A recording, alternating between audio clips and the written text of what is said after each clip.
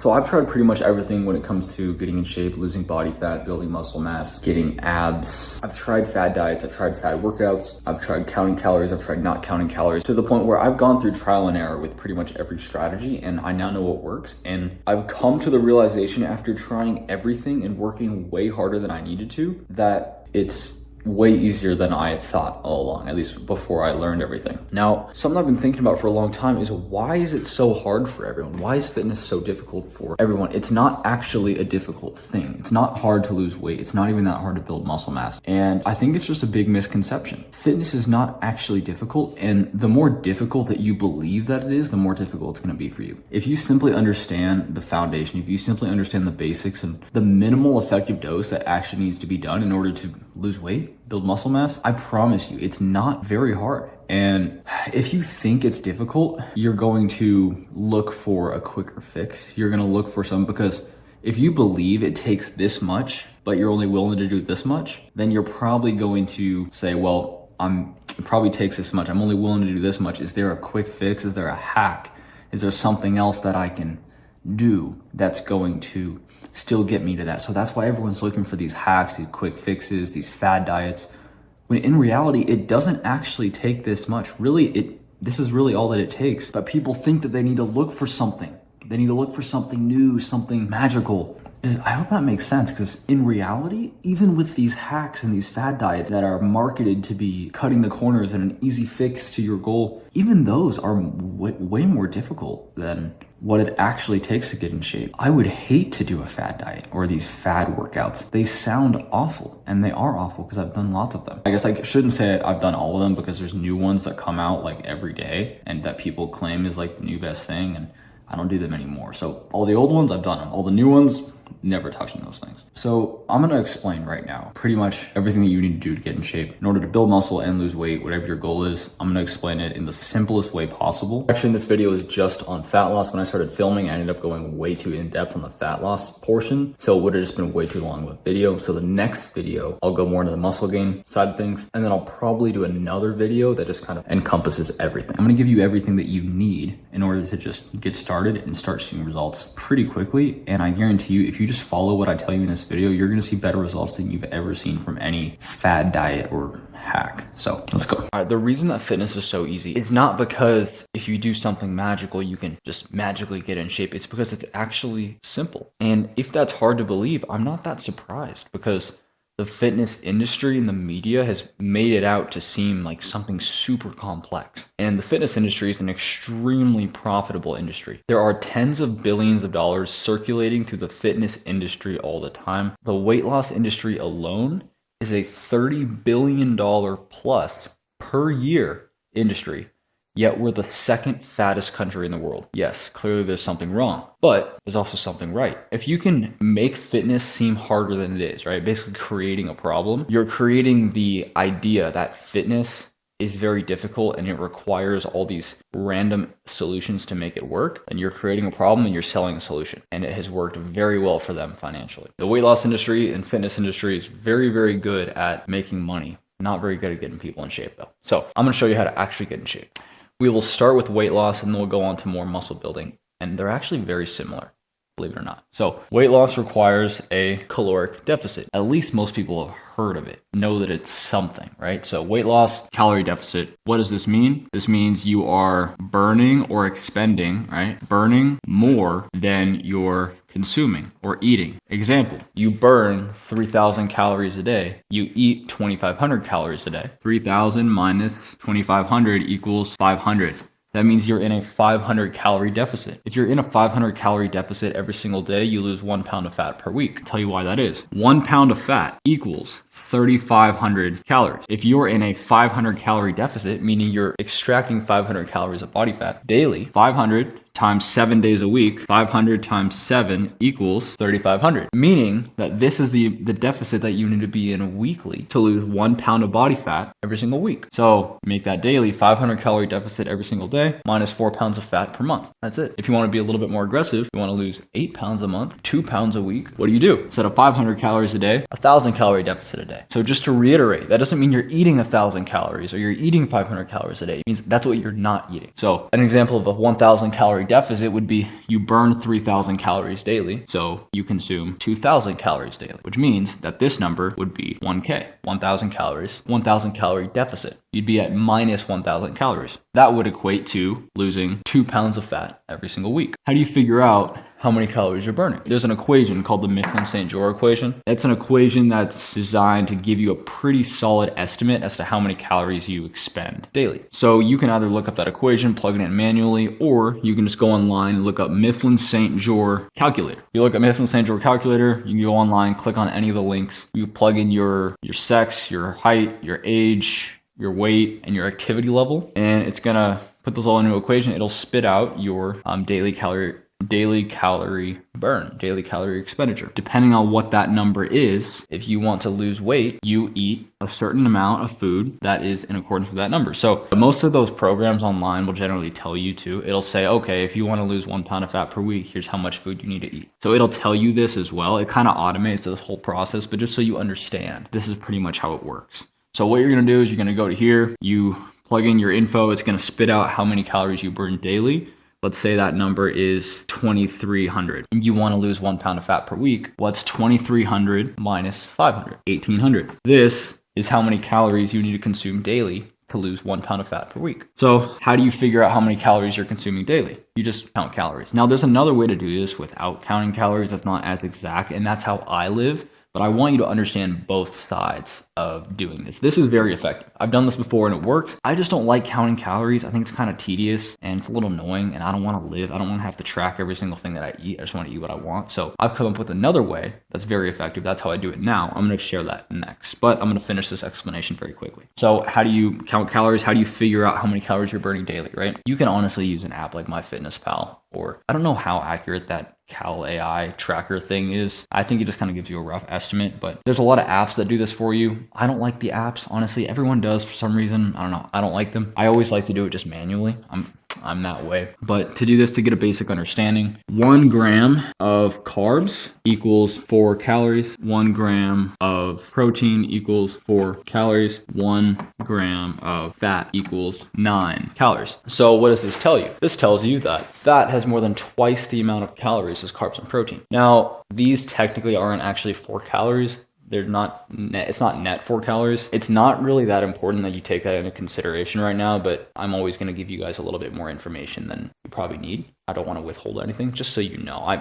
If it was me, I always like to know everything. I like to know, even if there's like little facts and stuff. The only thing that's calories is energy that you actually burn. Calories is a unit of energy. But protein, if you're using protein as building blocks for your muscles, which a lot of it is, then not all of that is going to be converted into an energy source. So some of it is going to just be protein and some of it's going to be converted into energy. There's a metric, and it's called AAU, amino acid utilization. AAU is what tells you how much of the protein, the amino acids in that protein are actually utilized. Amino acid utilization are utilized to actually build muscles and build structures inside your body. The remainder, what's not utilized, is what gets turned into carbohydrates via a process called gluconeogenesis. It's just a fun, really big word that makes you sound really smart when you say it. But basically, gluconeogenesis is just a conversion of amino acids to glucose, which is carbohydrates, which is this. So when a little bit of this protein gets turned into carbs, that's what actually gets converted into energy. And so generally with most protein sources, the AAU is between 30 and 50%. So this number is actually generally between like 2 and 3 calories rather than 4, but estimate 4. I'm just always going to give you guys more info. And same with carbs. Sometimes the carbs that you're consuming, if you look on the nutrition facts, you can see if it has fiber in it. Fiber is either 0 calories or 2 calories. Soluble fiber is actually counted as 2 calories. Insoluble fiber is counted as 0 calories. And then you subtract that from this to get the total amount of carbs and the total amount of calories.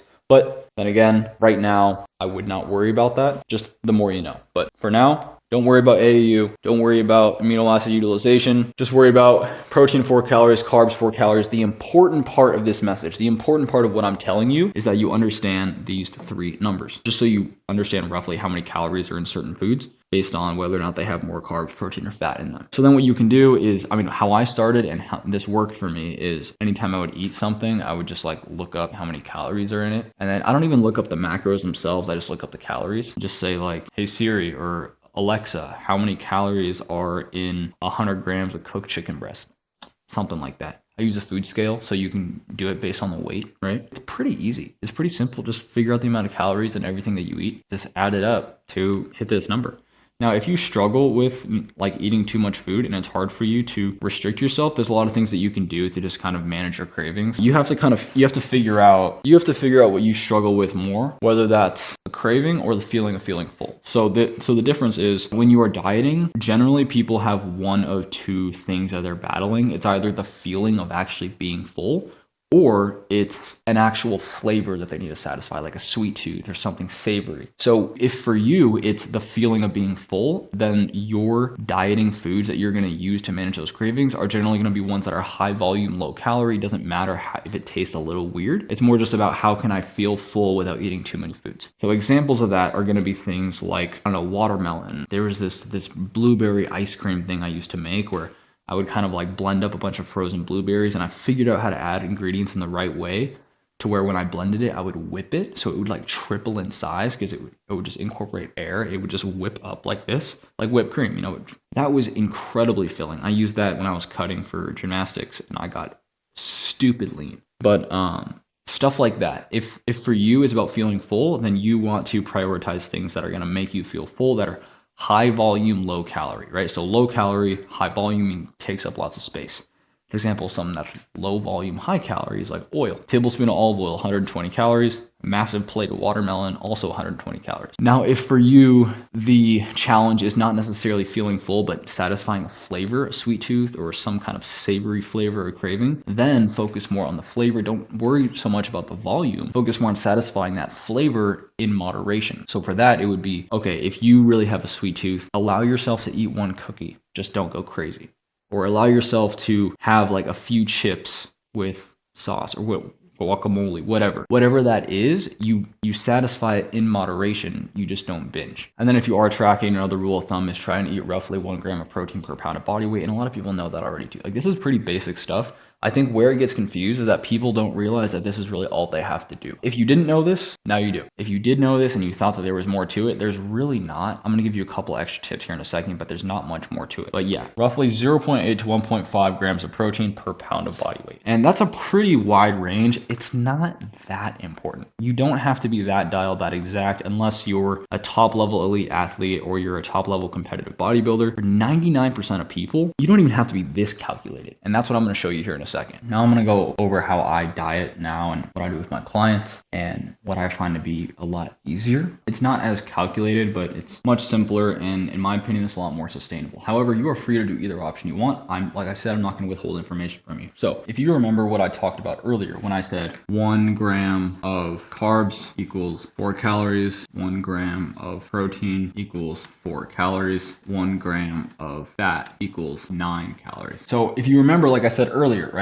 1 gram of fat here is more than twice as many calories as carbs and protein. It's 9 versus 4. So if we need to be in a calorie deficit, that means that we need to reduce the calories in the diet, right? So we need to locate the calories first before we can reduce them. Okay, so then if we need to locate them, where are the calories at? Where are the majority of the calories at in the foods that you're eating? Probably here in the fat, right? Because that's where majority of the calories, right? So if we were to simplify this and make it as simple as possible, keep everything else exactly the same and only change one thing, what would be the thing that would give us the greatest change? Probably fat.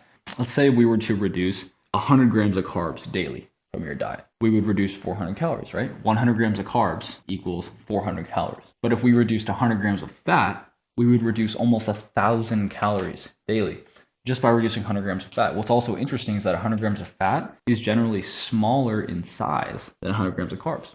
100 grams of carbs is a lot of food and it's filling, but 100 grams of fat, it's like a little bit more than half a cup of oil. That's a very small amount. It's a very small size. So if we can simply reduce that in your diet every single day, then you're going to reduce 900 calories from your diet daily. That's about 2 pounds of fat loss per week, assuming you were already at your maintenance calories, right? So if you were already gaining weight at a fairly rapid pace, then you might have to reduce a little bit more, because that tells us that you were in a surplus. That tells us that you were eating more calories than you were burning. So in order to be in a deficit, in order to be down here, you need to reduce back to maintenance and then some. So a 900 calorie reduction is probably going to be enough. But even if it's not, regardless of this or not, you should be moving your body. And so one of the most effective ways to lose body fat with exercise is not intense cardio, not lifting weights, it's not yoga, it's not Pilates. One of the most basic forms of human movement, walking. Why is this effective? Walking will burn a significant amount of calories, but most things will. That's not the magic of this. The magic of walking is that it's simple and low pace, low intensity enough to where you can do it and still keep your appetite in control. The whole point of cardio and exercise for weight loss is not to burn the maximum amount of calories. It's to burn the maximum amount of calories sustainably that you can do consistently over time without overcompensating with your appetite. Because if you go and you run for 30 minutes, at least me, my appetite's gonna go crazy. I'm gonna be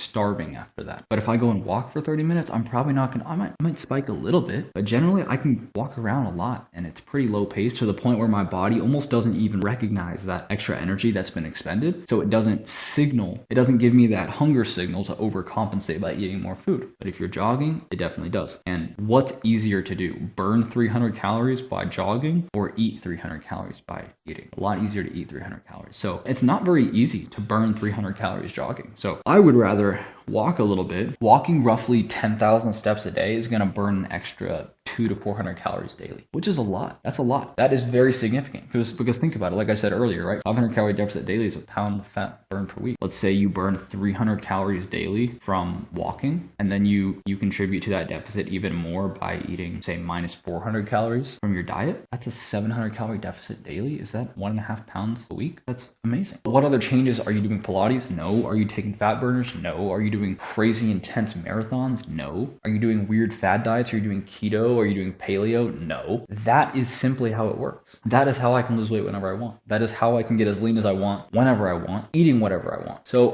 why do I say eating whatever I want? I honestly don't eat very often. There's like two ways to do it. You can eat all the time and be super like weird with your food and have to manage every single little thing. Oh yeah, by the way, if anyone tells you that like the magic to putting on muscle mass or losing weight is meal frequency, completely false. No clue where that came from. Completely false. There is a benefit to it. However, maybe it keeps you feeling a little bit more full, so it's easier for you to manage your food. If you find it helps you specifically, do it. I'm just telling you that meal frequency, there's no direct correlation to weight loss or weight gain, although it might help you eat more calories, get more food in. So if it makes it easier for you, 100% do it. Find what works for you. But what I like to do, at least in terms of weight loss, is I'm a pretty busy guy. So I don't want to think about eating food all the time. I don't want to think about having to manage my meals and cook food all the time or even order food all the time or even eat all the time. So I eat twice a day. I get up in the morning, I have water, coffee, I get to work. Whenever I get hungry in the afternoon, I have like a medium-sized meal. And then in the evening for dinner, I eat a lot of food and that's it. And I keep that pretty consistent. And then in order to bulk cut, whatever, the only thing that I'll do is I'll either just eat more of what I enjoy, or if I know I really just need to increase or decrease my calories, the only thing I'll do is I'll just adjust the amount of fat in my diet. I keep the protein relatively the same. It might be a little bit easier for you to up the protein on a cut if you're trying to lose weight. That's just a little extra tip though. But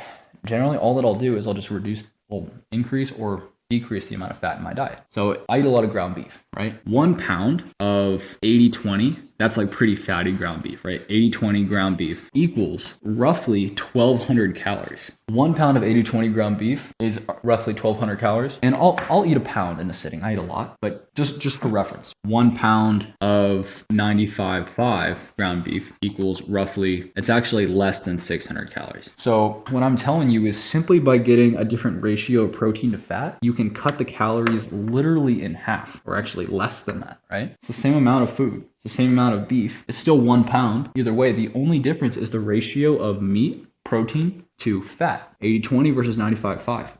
You season it right, it's probably going to taste just the same.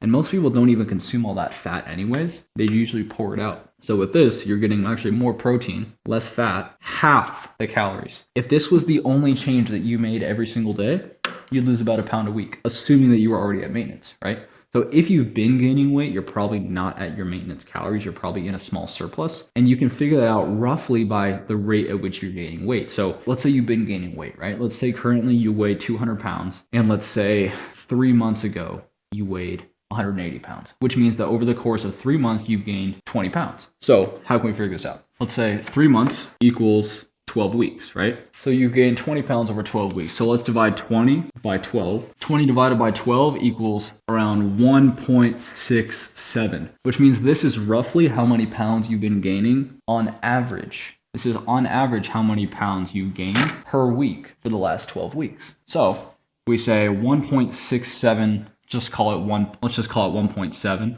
just for safe measure, right? 1.7 pounds of fat per week for the last 12 weeks, which means that if we know that 1 pound of fat per week is a 500 calorie deficit, 500 calorie surplus, it's the same deal, right? 500 calorie deficit, 500 calorie surplus. So if you're in a 500 calorie surplus daily for 12 weeks straight, you're gonna gain 12 pounds. But what's 1.7 pounds? All we do is we take 500 and multiply that by 1.7, and what does that equal? 850. That's roughly the surplus that you're probably in daily for the last 12 weeks. So if you maintain the exact diet, the exact lifestyle, the exact activity that you've been doing for the last 12 weeks, you will probably continue to gain roughly this many pounds weekly. So in order to, one, stop that gain and reverse it, we need to create a 500 calorie deficit, right? So we need to reduce this number by 850 to get to zero and then minus another 500. That doesn't necessarily mean we need to eat that much less, but we need to create that deficit with both diet and activity. So what do? You're probably consuming a lot of fat. You're probably consuming a lot of high fat foods. You'd be surprised how easily those little things will add up. So that may seem intimidating, but remember what I said earlier, right? If you reduce 100 grams of fat, you reduce 900 calories. 900. That's that right there. And then if you walk 10,000 steps a day, I don't know, 400 calories daily. You walk 20,000 steps a day, you're burning probably closer to 600 or 700 calories extra. That's really the goal. If you can hit 20,000 steps, reduce 100 grams of fat from your diet, you're going to be shredding. That's it, guys. Even if you're at this point, which seems intimidating, that's literally all you have to do. Now, one very, very, very important note, do not eliminate all the fat from your diet. Never do that. Use it as a manipulated variable, but never, ever, ever reduce all the fat from your diet. Fat is an extremely important, essential nutrient for your body, for your hormonal health, for your overall health, for your brain health. It is vital that you have fat in your diet, but most people have a little bit too much. So it's a variable that you can manipulate, that you can reduce. If you can get rid of half the fat in your diet, you're probably going to reduce your calories quite a bit. And you're still probably going to have enough fat in your diet to maintain your hormonal health, your brain health, your overall health. And then if it comes down to it, if you want to, you can reduce carbs, you can reduce other things. I wouldn't reduce protein, but you can reduce carbs too. But if you want to keep it as simple as possible, just reduce the amount of fat and then add some steps in, and then lift 3 times a week. Lifting 3 times a week, training your body to not focusing on a pump, not focusing on using light weights to tone the muscle, completely false. Focus on getting stronger through progressive overload. So you want to consistently be increasing both weight and reps. So quick 30-second breakdown on progressive overload and how to do that, right? You want to be increasing by weight and reps. So you can choose any exercise. Let's work within the 8 to 10 rep range. I want you to choose a weight that's going to cause you to fail at around rep number 8, right? So let's say you're going to do 2 sets of 8 to 10 reps. So that's going to look like this, 2 times 8 to 10. So you want to choose a weight that's going to cause you to fail at rep number 8. Let's say it's bench press, just as an example weight, right? Let's say you can only bench 135 pounds for 8 reps. That's great. Do that twice. Try to get it twice. Let's say even on the second set, you might even get 7. It's okay. It's not that big of a deal. But what you're going to do is you're going to stick with that weight. You're going to continue working with 135 pounds until you reach 10 reps. Once you can do 10 reps for 2 sets, even if you do 9 on the second set, not that big of a deal. You don't have to be that calculated with it, but generally you start at 8 reps. Once you can do it for 10 reps for 2 sets, then you increase the weight to 145, 155, whatever it is. So that'll cause you to go back down to 8 reps, and then you stick with that weight again until you get up to 10 reps, and then you up the weight. So you stick with that weight as you increase the reps, and then you increase the weight, right? So it'll cause you to go back down to 8 reps, and then you stick with that until you get strong enough to go to 10, and then you increase the weight, go back down to 8 reps. That is progressive overload. That's all of progressive overload right there. You use that in the gym, hit each muscle group 2 or 3 times a week, hit each muscle group twice a week, train to get stronger. Don't focus on the pump, don't focus on tone. Literally the only thing you focus on in the gym, progressive overload, train to get stronger. This is very important. This is gonna help your body to maintain muscle mass during a cut. If you're cutting, you're reducing your calories, your body's going to want to take energy from somewhere in your body. You want to make sure that it takes it from fat, not from muscle. So another thing to prevent that is get quality sleep. Studies have shown that those who got between 4 and 6 hours of sleep during a fat loss phase, during a calorie deficit, a cut, they actually retain more body fat and lost more muscle mass than those who got between 7 and 9 hours of sleep. That group of people retained a lot more muscle mass and lost a lot more body fat. So sleep is a very important factor when cutting if you want to maintain muscle mass, which you should do. So one more thing with fat loss with dieting, one last exercise that I want to show you guys that I want you to go through that's going to help you manage your diet a lot easier. And this is something I take my clients through. Not everyone has to do their diet this way, but for some people this works really well. So I'm going to go through it. If this works for you, great. If it doesn't, no problem. I've shown you a couple different strategies already. I want you to create a list. You can do this exercise with me while you're watching this video. I want you to create a list of roughly 10 ingredients.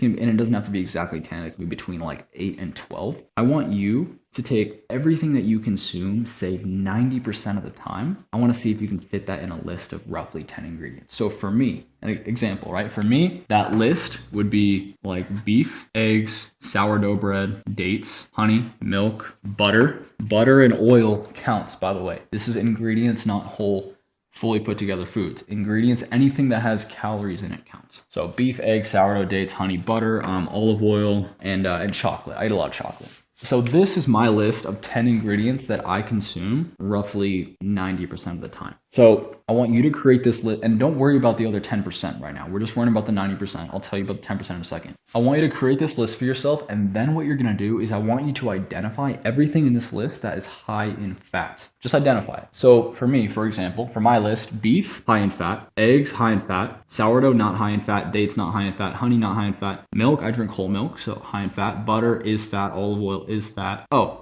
I put milk twice, which didn't realize that. And chocolate, pretty high in fat. So like I said earlier, if our goal is to simply just identify where the fat is in the diet and then reduce it, here's what we're gonna do. You already identified where the fat is at in your diet. If this list comprises 90% of everything that you consume, this is where probably a majority of the fat is at in your diet. So then what you're gonna do is you're gonna go to each one of these ingredients and you're gonna figure out how you can either reduce the fat in that ingredient or in that food, or how you can swap it out for a lower fat option. So for me, for beef, I can either swap it out for chicken or turkey, which I don't wanna do. So what I'd rather do is just, because normally I eat 80-20, so I could swap out the 80-20 for 95-5. Done. That's the change I'm gonna make there. Okay, eggs. Where's the fat in the eggs? It's in the yolk. The yolk is mostly all fat. The yolk is around 55 calories. The whites are around 15 calories. The yolk is where the fat is at in the eggs. Do not eliminate egg yolks entirely. They are so good for you, but like I said earlier about fat in your diet, it's a variable that you can manipulate. So if I normally eat 4 eggs in a sitting, I'm just gonna omit 2 of the yolks. So omit 2 yolks.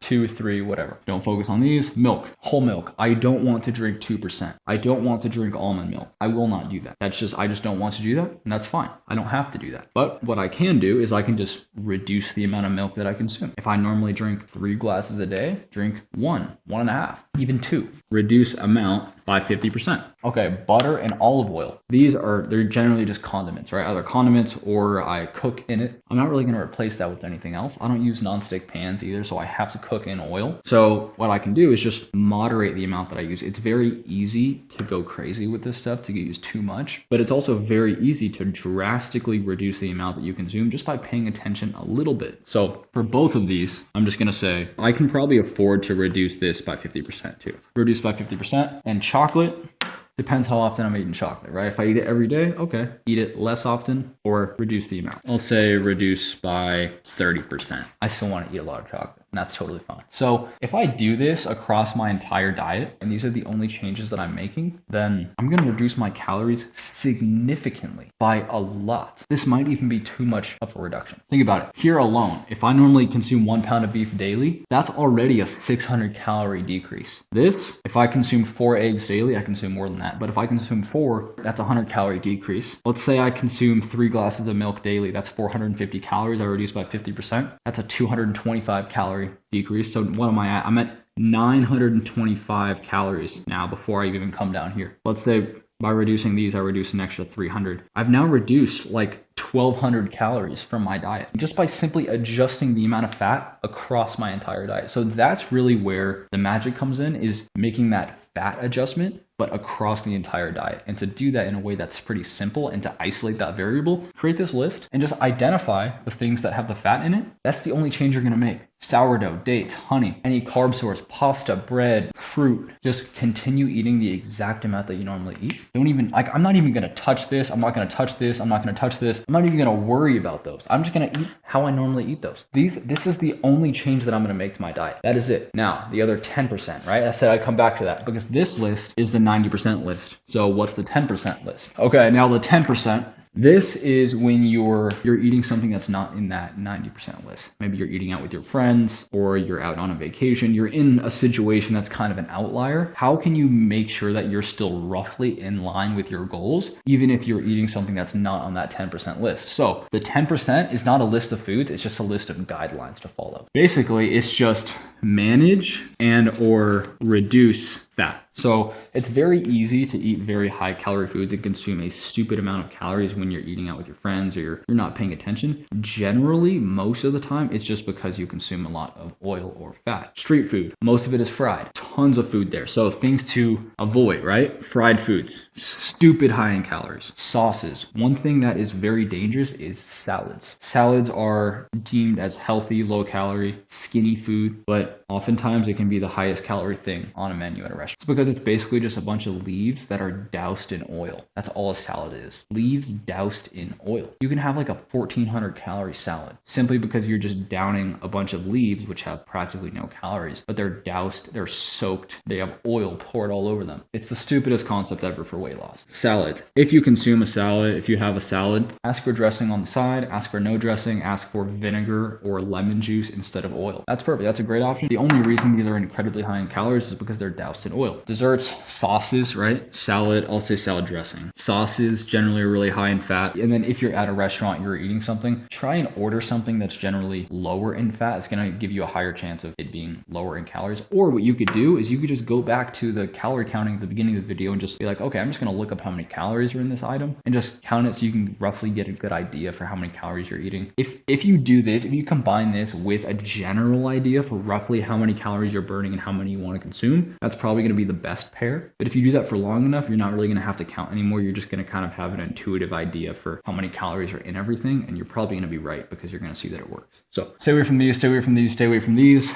And also try and, if you pair this with just movement consistently, especially if you're out with friends, you're probably going to be walking a lot. So take advantage of that. It's a good thing. Walk a lot, stay moving, reduce these, stay away from them. When you are eating, try and eat more foods that fill you up or satisfy that craving that you have, right? So earlier in the video, we talked about two things. Generally, people fall into one of two categories. One is feeling full. Two is craving a flavor. So figure out which one of these is your culprit and then make sure you have something in mind or on hand, or you know what you can purchase or what you can eat to solve that problem. If for you it's feeling full, try and order something that's going to make you feel full. That's not going to be super high in calories, super high in fat, something high volume, low calorie. If for you, your culprit is craving a flavor, a sweet tooth, something savory, make sure you get your hands on or order something or have something with you that's going to satisfy that. Something that satisfies that flavor so you're not craving it, because the entire goal of fat loss, the entire goal of dieting is to avoid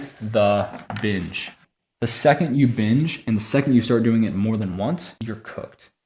You're done. You are done for the second you binge. A single cookie could have a few hundred calories in it at most. A binge could have a few thousand calories in it at most. That could set your entire week off. A single cookie, not going to make a difference. Single binge, major difference. It's a lot better to eat one cookie than binge.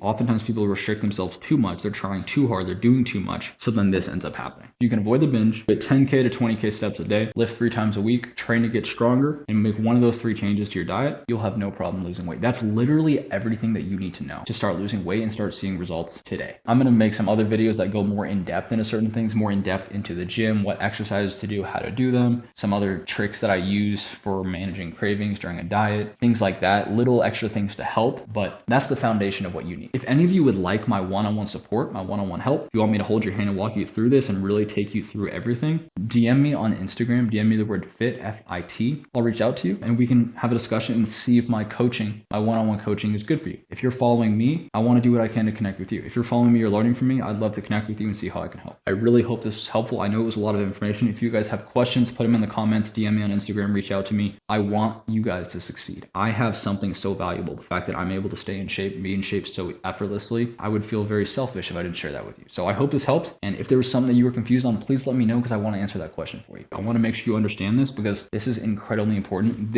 Having this skill, being able to do everything that I talked about in this video will genuinely change your entire life.